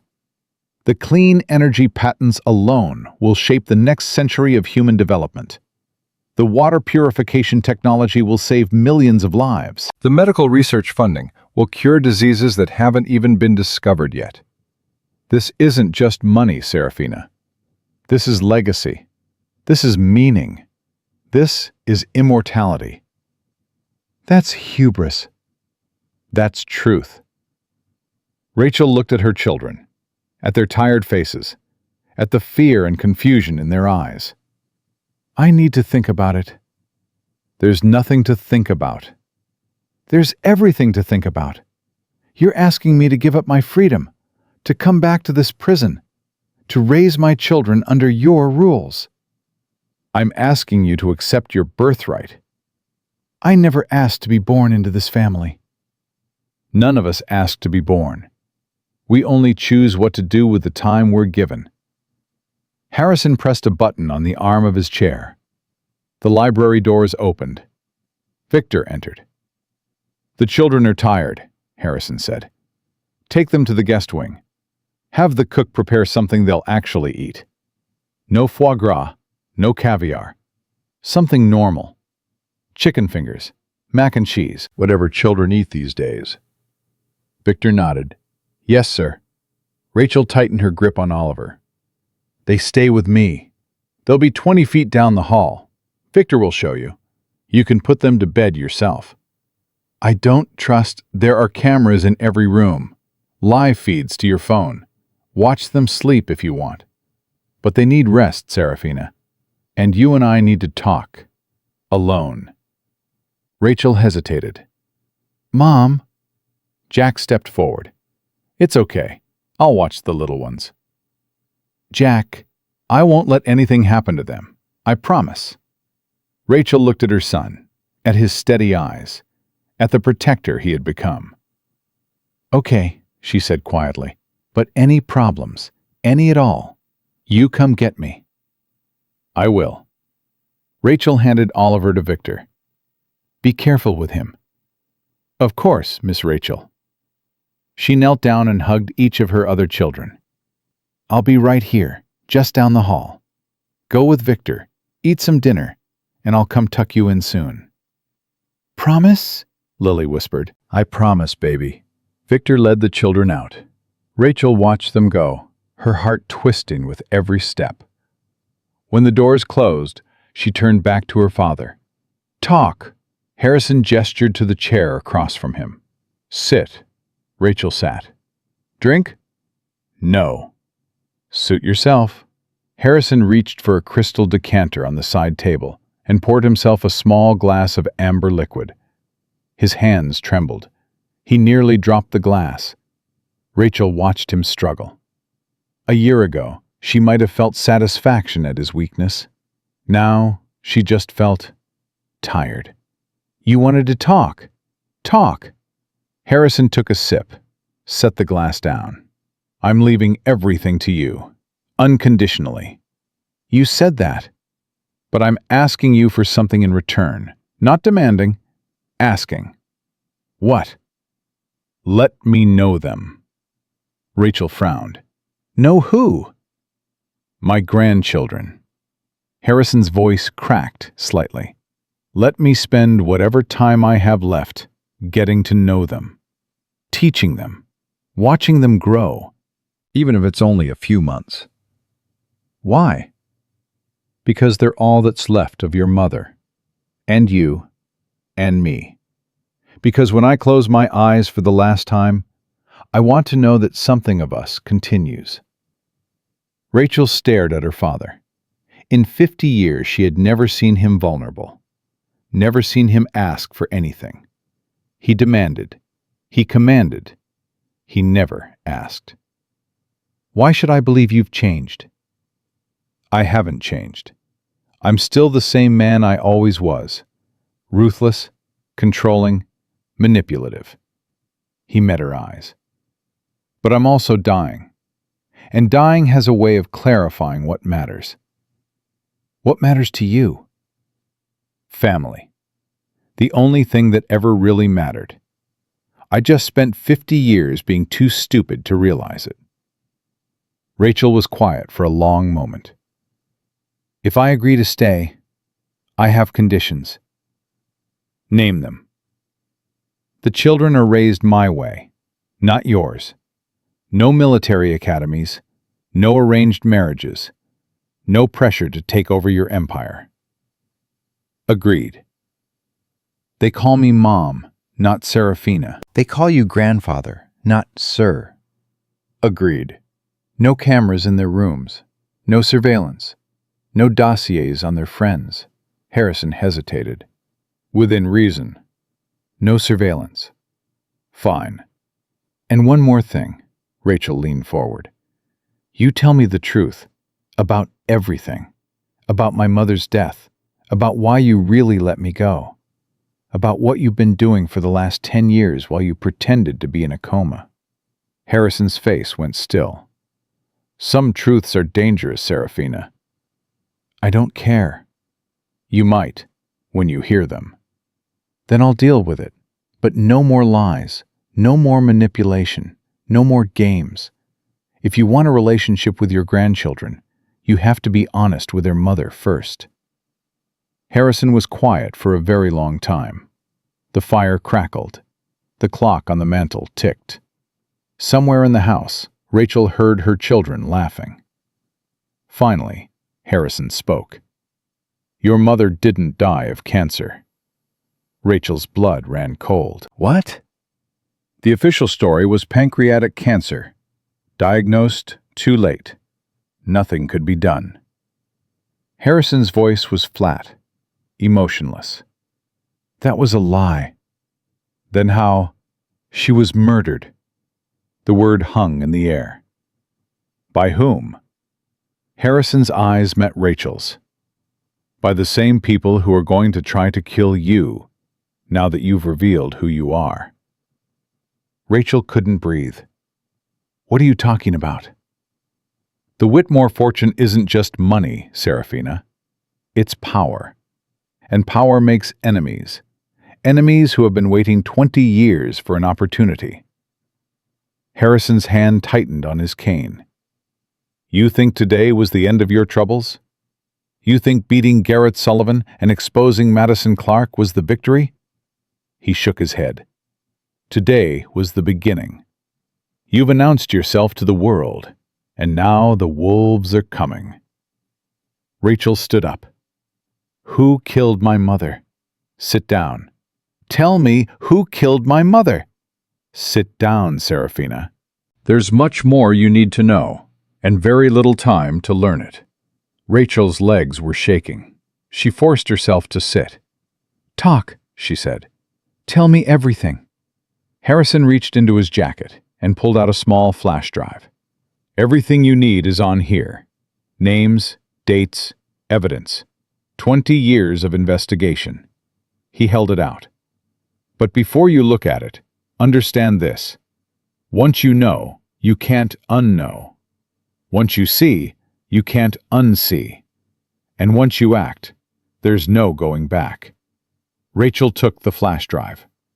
I'm not afraid. You should be. Harrison leaned back in his chair, suddenly looking every one of his 73 years. The people who killed your mother are powerful, connected, patient. They've been waiting for me to die so they can move against the family. And now that you've stepped into the light, he closed his eyes. Now you're the target. Rachel gripped the flash drive until her knuckles turned white. Then I'll fight them. They'll come for the children first. I'll protect them. Can you? Can you really? Against enemies you can't see? Against threats you don't understand? Harrison opened his eyes. I couldn't protect your mother, and I was the most powerful man in the country. Rachel stood up. I'm not you. No, you're not. Harrison smiled. It was sad, tired, almost peaceful. You're better. You always were. That's why I let you go. Not to teach you, to protect you, to keep you invisible until you were strong enough to survive what's coming. He gestured toward the door. Go, be with your children. Rest. Tomorrow, we start preparing. Rachel walked to the door, then stopped. Father. Yes? If you knew they killed Mom, if you knew they were dangerous, why didn't you destroy them yourself? Harrison was quiet for a moment. Because I needed something they didn't expect. Something they couldn't see coming. Something they would never suspect. Rachel turned around. What? Harrison's eyes met hers. You. 6 months later, Rachel stood at the head of a conference table that had once belonged to her father. Harrison Whitmore was dead. He had passed 3 weeks ago, quietly, in his sleep. The doctors said it was peaceful. Rachel didn't know if she believed them. Her father had never done anything peacefully in his entire life. But he was gone now, and everything he had built belonged to her. Ms. Whitmore? Rachel looked up. David Chen, her new executive assistant, stood in the doorway with a tablet in his hands. The board is assembled. They're waiting for you. Let them wait. Rachel turned back to the window. 45 floors below, Manhattan pulsed with life. Cars, people, dreams, struggles. A city that never stopped moving. She had been one of those people once. Anonymous, invisible, free. Now she was the most powerful woman in the country. Ma'am, they've been waiting for 20 minutes. Some of them are getting restless. Good. Rachel finally turned from the window. Restless men make mistakes. and I want to see who's nervous." David nodded, understanding flickering in his eyes.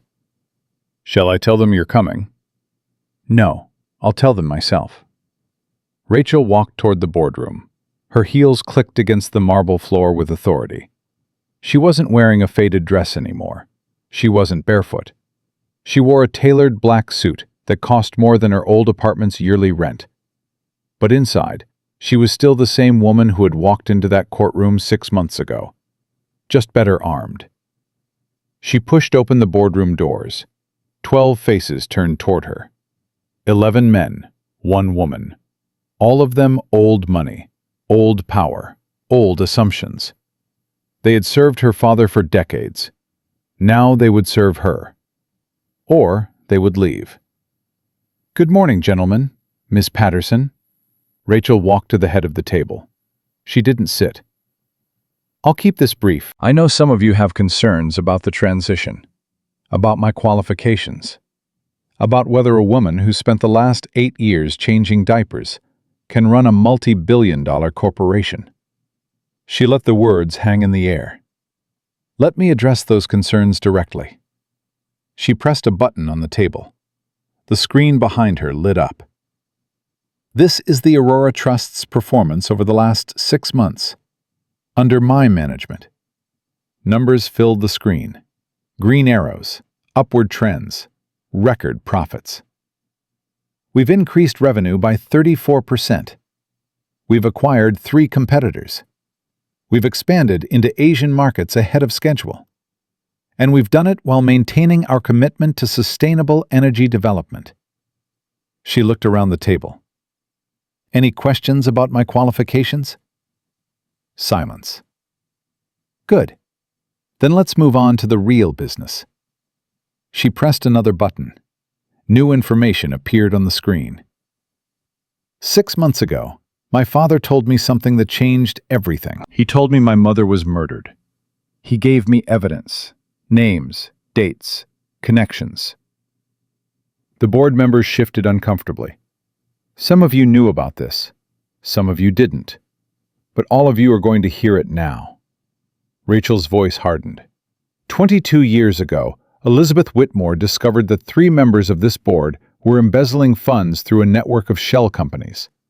She confronted my father. She demanded action. 2 weeks later, she was dead. "Now, wait just a minute." One of the older men, Gerald Hutchins, started to rise. "Sit down, Gerald." The command cracked through the room like a whip. "I know it was you. I know it was Robert Sterling. And I know it was James Chen." She pointed to each man in turn. "My father knew too. He spent 20 years gathering evidence, building a case, waiting for the right moment." Gerald's face had gone white. "This is outrageous. Harrison was my friend. He would never—" "My father had no friends. He had assets and liabilities. And for 20 years, you were an asset. You were useful. You helped him build this company. So he let you live." Rachel leaned forward. "But now my father is gone, and I am not as patient as he was." She pulled 3 folders from her briefcase and slid them across the table. "These are copies of the evidence, the offshore accounts, the wire transfers, the forged documents, everything." Gerald grabbed his folder with shaking hands. He opened it. The color drained from his face. "The FBI has received identical copies," Rachel continued, "as has the SEC and the Department of Justice." "You can't do this." Robert Sterling's voice was hoarse. "We'll fight it. We have lawyers." "You have nothing." Rachel straightened. "As of 9 o'clock this morning, all 3 of you have been removed from the board. Your shares have been frozen pending investigation. And your resignations are being drafted as we speak." "Resignations?" James Chen laughed bitterly. "You think we'll just sign whatever you put in front of us?" "No, I think you'll sign because the alternative is much worse." Rachel pulled out her phone and pressed a button. The boardroom doors opened. 2 men in FBI windbreakers entered, followed by Agent Diana Torres. Gentlemen, Torres said calmly, you're under arrest for conspiracy to commit murder, embezzlement, and racketeering. Gerald lunged across the table toward Rachel. You little bitch! I'll destroy you! The agents grabbed him before he could reach her. They forced his hands behind his back. The click of handcuffs echoed through the silent room. Rachel watched without expression. My mother's name was Elizabeth. She was kind. She was brilliant. She was the only person in this family who ever showed me what love looked like. Her voice cracked slightly. And you took her from me, because she caught you stealing. Gerald struggled against the agents. It wasn't personal. It was business. It was my mother. Rachel stepped closer to him. And now it's personal. The agents dragged the three men out of the boardroom. Their protests echoed down the hallway, growing fainter. Then silence. Rachel turned back to the remaining board members. Does anyone else have concerns about my qualifications? No one spoke. Good. Meeting adjourned. She walked out of the boardroom without looking back. David was waiting in the hallway. The press is already calling. They want a statement. Tell them the truth. 3 former board members have been arrested in connection with crimes committed over 2 decades ago. The company remains strong. Operations continue as normal. And if they ask about your mother? Rachel paused. Tell them justice takes time, but it always arrives. She continued walking toward her office. Ma'am, one more thing. Rachel stopped. Your children are here. Her entire demeanor changed. The CEO mask dropped. The mother emerged. Where? Your private office. Your housekeeper brought them for lunch. Rachel smiled. The first genuine smile she had allowed herself all day. Cancel my afternoon meetings. All of them? All of them. She walked faster now, her heels clicking with urgency instead of authority. She pushed open her office door. Mama! Lily crashed into her legs. Rachel scooped her up, burying her face in her daughter's hair. Hello, my sweet girl. We brought sandwiches, Emma announced, pointing to the picnic spread across Rachel's desk. PB&J, Ethan added proudly. I made them myself. With help, Jack corrected.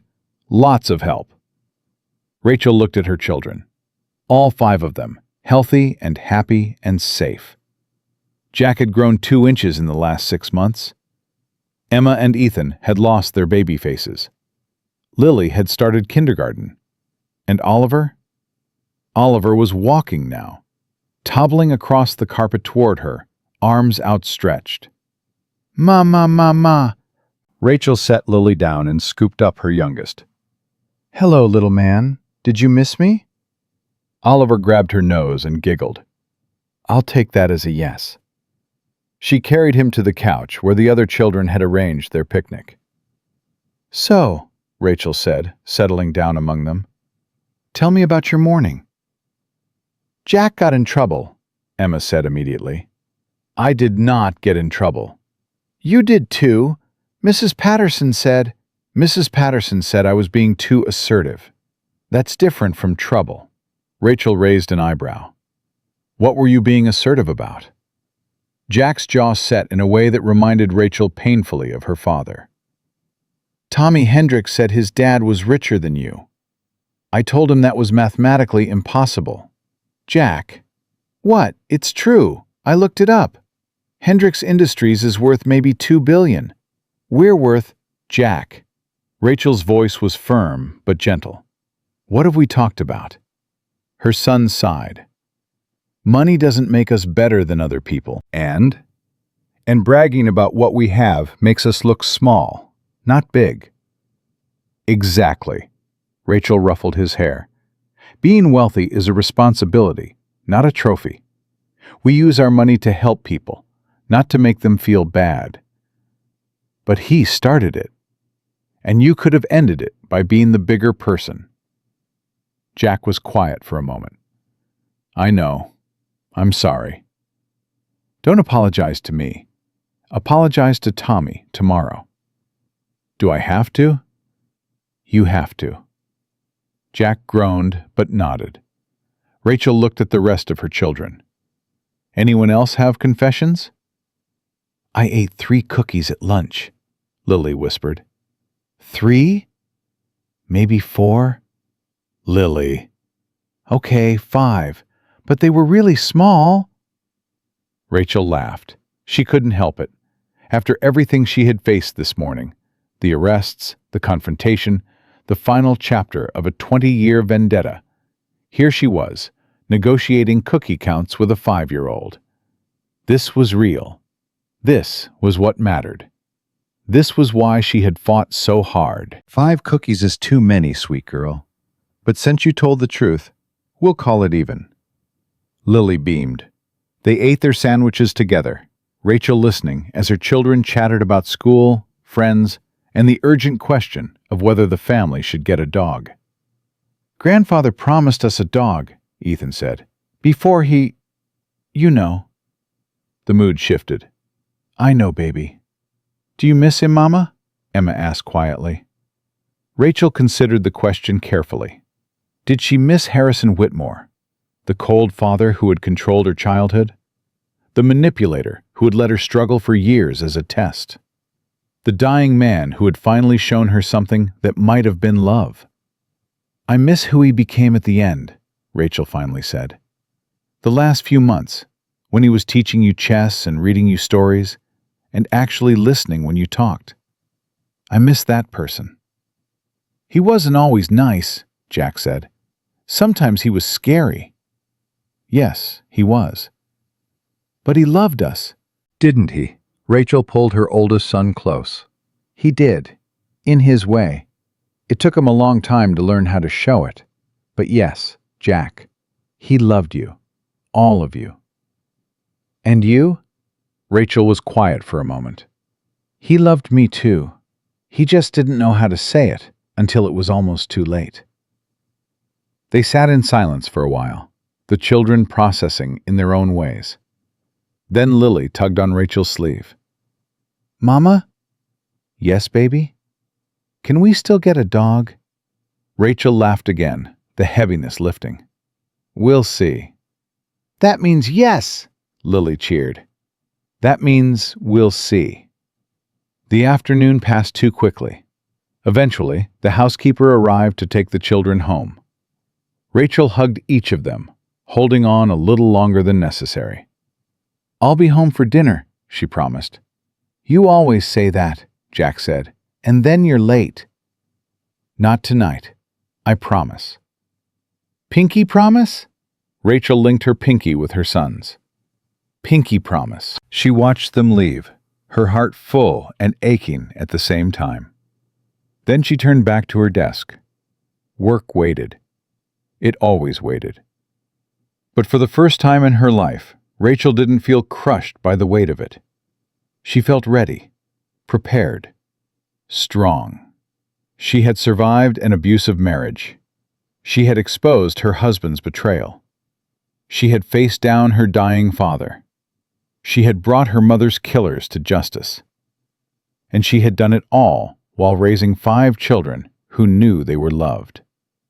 Not bad for a barefoot woman who had walked into a courtroom with nothing. Her phone buzzed. A text from an unknown number. Rachel tensed. The last text from an unknown number had changed everything. She opened the message. Congratulations on the arrests. Your mother would be proud. D.T. Diana Torres. Rachel smiled and typed back, Thank you. Justice took too long, but it arrived. She set down her phone and looked around her office. Her father's awards still hung on the walls. His books still lined the shelves. His legacy still filled every corner. But the desk was hers now. The chair was hers. The company was hers. And she would do things differently. Not softer, not weaker, just better. She pressed the intercom. David? Yes, ma'am? Schedule a press conference for tomorrow morning. I want to announce the Harrison Whitmore Memorial Foundation. What will the foundation focus on? Rachel thought about her mother, about kindness, about love, about all the things money couldn't buy but could help protect. Women and children in crisis, domestic violence survivors, single mothers trying to escape bad situations. She looked at the photo on her desk. Her 5 children, smiling at the camera. We're going to help people who feel trapped, people who think they have no options. We're going to show them that there's always a way out. That's wonderful, ma'am. It's not wonderful, David. It's necessary. She ended the call and leaned back in her chair. 6 months ago, she had been sleeping in a shelter, skipping meals so her children could eat, wondering if she would ever feel safe again. Now she had the power to make sure other women didn't have to wonder. That was the point. That was always the point. Power wasn't about yachts and private jets. It wasn't about boardrooms and stock prices. It wasn't about making enemies kneel. Power was about protection, choice, freedom. Power was about making sure that the next Rachel Mitchell, the next desperate mother with nothing but her children and her courage, had somewhere to turn. Rachel picked up her phone again. She dialed a number she had memorized 6 months ago. Agent Torres answered on the second ring. "Ms. Whitmore, I was just about to call you." "The arraignment?" "Tomorrow morning, all 3 of them. No bail recommended given flight risk." "Good." "Ms. Whitmore, Rachel, there's something else." Rachel tensed. What? We found more, in Gerald Hutchins's files.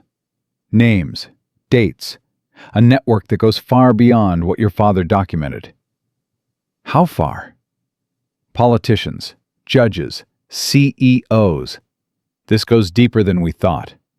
Much deeper. Rachel closed her eyes. Of course it did. Of course the rot went further. It always did. "Send me what you have." "It's dangerous, Rachel. These people killed my mother. I know." Rachel opened her eyes. "Send me what you have. All of it." "And Agent Torres?" "Yes?" "Thank you. For believing me. For helping me. For not treating me like a crazy woman with a conspiracy theory." Torres was quiet for a moment. "My mother was killed by a drunk driver when I was 12. The driver was a senator's son. He never spent a day in jail." Rachel's heart clenched. "I'm sorry." "Me too. But that's why I do this job. Because justice shouldn't depend on who your parents are. It should depend on what you did." "Then we're fighting the same war." "Yes, we are." They hung up. Rachel sat in the silence of her office, thinking about wars, about enemies, about the long road still ahead. Her father had given her an empire. Her mother had given her a mission. Her children had given her a reason. Now it was up to her to put them all together. She stood and walked to the window. The sun was setting over Manhattan, painting the sky in shades of gold and rose. The city was still moving, still dreaming, still fighting. And so was she.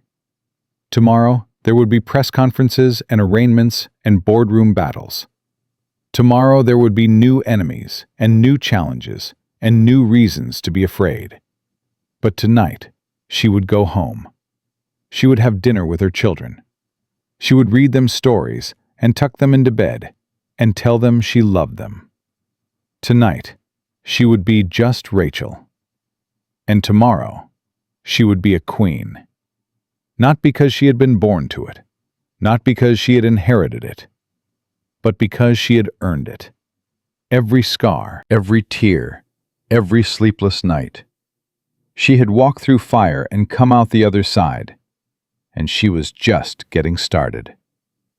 Rachel gathered her things and headed for the elevator. David was waiting. "Ma'am, the car is ready." "Thank you, David." "And ma'am, the overnight ratings are in for the news coverage. You're trending nationally." "What are they saying?" David smiled. "They're calling you the barefoot billionaire. The woman who walked into court with nothing and walked out with everything." Rachel laughed. "I didn't walk out with everything, David. I walked out with the only things that mattered." She stepped into the elevator. "My children, my freedom, and my self-respect." The doors closed, and Rachel Whitmore went home to her family. Because in the end, that was what power was really for. Not for destroying enemies, not for building empires, not for proving doubters wrong. Power was for protecting the people you love. And Rachel finally had enough power to protect them all. The barefoot woman was gone. The queen had arrived. And God help anyone who tried to hurt her family now. What an incredible journey. From a discarded wife in a faded dress to the CEO of a billion-dollar empire, Rachel proved that you should never underestimate a mother's love. Garrett and Madison learned the hard way that karma doesn't forget. And Rachel's father, for all his flaws, gave his daughter the ultimate gift: the truth about her mother and the tools to seek justice. But what do you think? Did Rachel do the right thing by accepting her father's legacy? Will the enemies he warned her about come for her next? And will those 5 children grow up to be wolves or something better? Let me know your thoughts in the comments below. If you loved this story of justice, revenge, and redemption, smash that like button. It really helps the channel grow. And don't forget to subscribe and hit the notification bell so you never miss another story. Until next time, remember, the quietest people often have the loudest roar.